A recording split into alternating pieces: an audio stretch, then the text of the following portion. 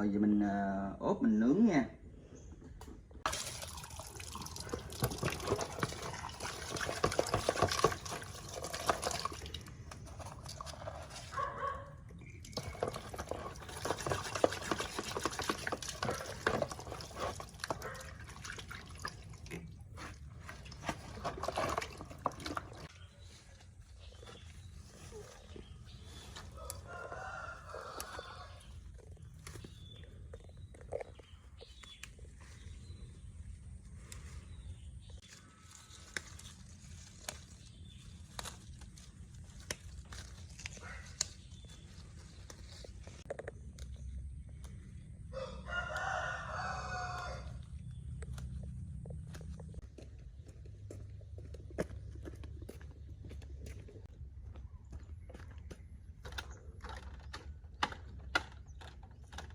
Rồi giờ mình làm nước ốp gà không mình nướng đi cả nhà. Tỏi nè, dầu hạt điều nè,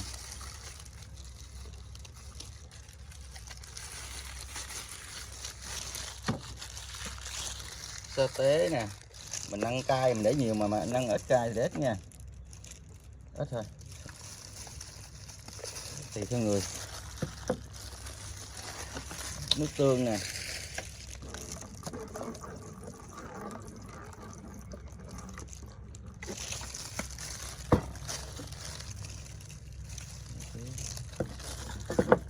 cái này là nước ốp thịt nè cả nhà, nướng lên cái màu nó đẹp.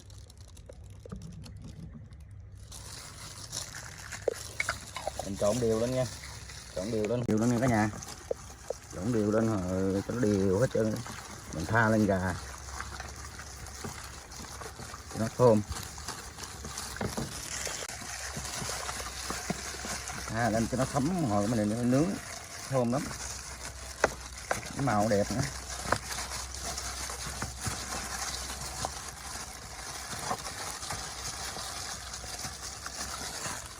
Thấy màu đẹp không? Mà mình nướng lên nó đẹp lắm. Rồi mình để đây cái tiếng cho nó thấm nha cả nhà, rồi mình đem nướng nha.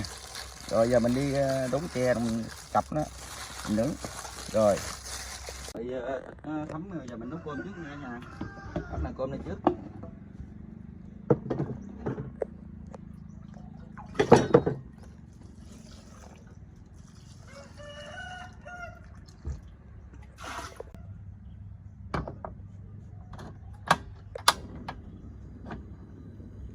Bây giờ cũng lâu rồi cả nhà, giờ nó thấm rồi đó, giờ mình để ốp cho em đem đi nướng nha. Màu ốp bây giờ cũng cả tiếng rồi đó.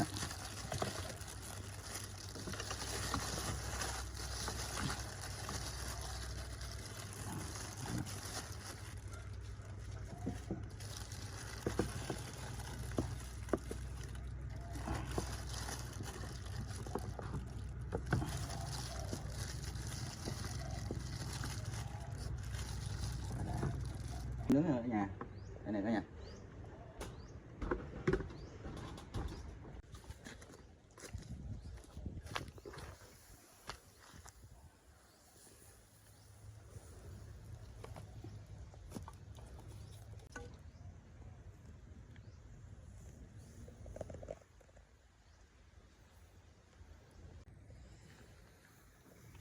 Vàng này cả nhà, thơm quá chứ thơm này, thơm quá. Gà mình chín này nè cả nhà,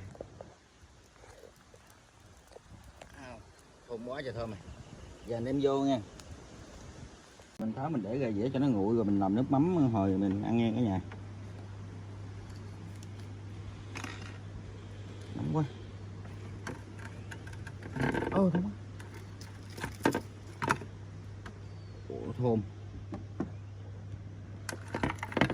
Làm nước mắm chấm nha cả nhà. Cái này là nước chanh, chanh này mình bỏ đường vô, nước mắm vô,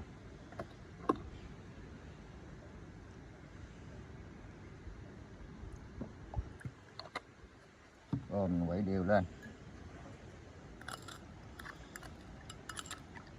Bỏ ngò vô cả nhà, ngò nè, hành tím nè, ớt nè, bỏ vô.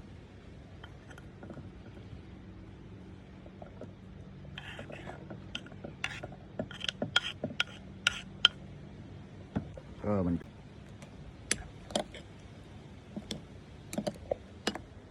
rồi xong chén muối. Chào cả nhà, nãy giờ mình nướng chín nha cả nhà. Đồ ăn nãy mình nướng nãy là giờ chín nè.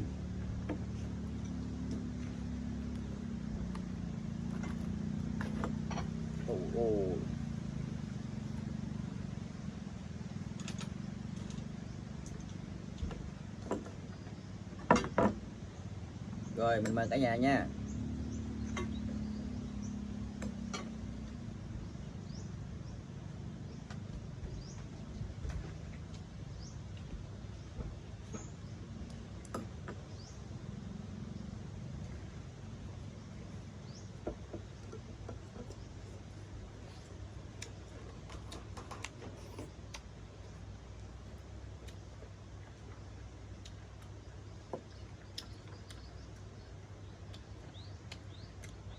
Thơm quá nha, thơm mà ngọt. Tại mình nướng nó còn giữ nước nên nè. Ngọt lắm. Ngon quá.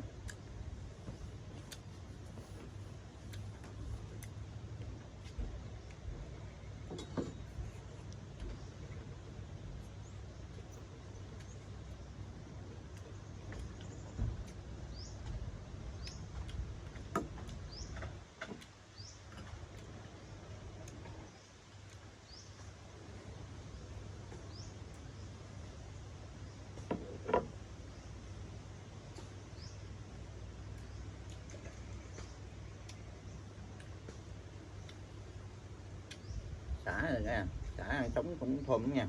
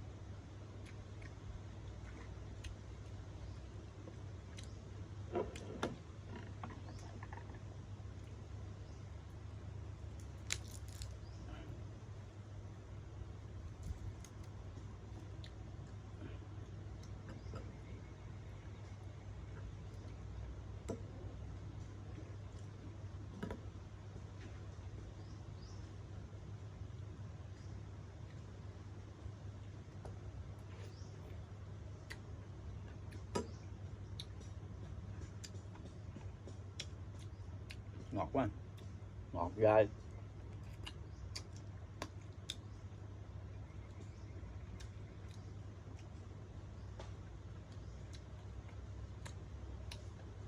Với mình ướp như vậy á thơm.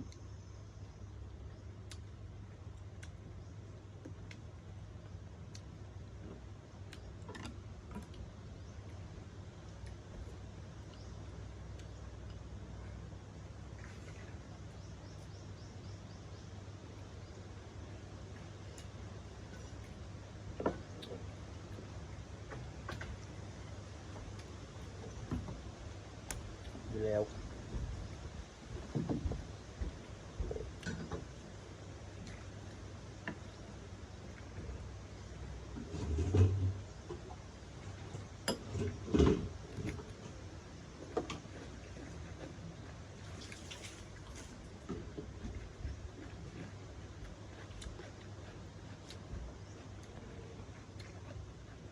Hành tím nè cả nhà, ăn sống cũng ấy.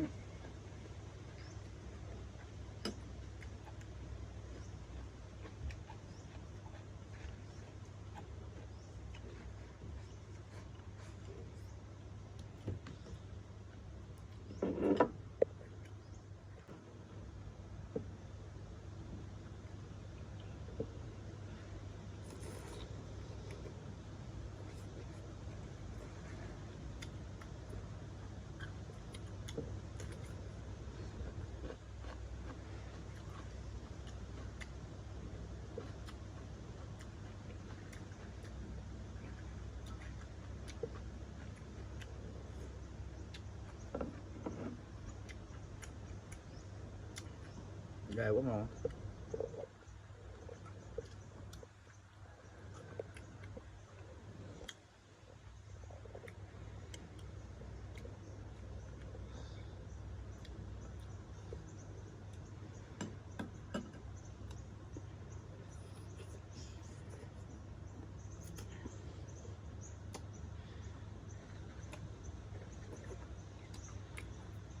Mình ăn xong rồi cả nhà.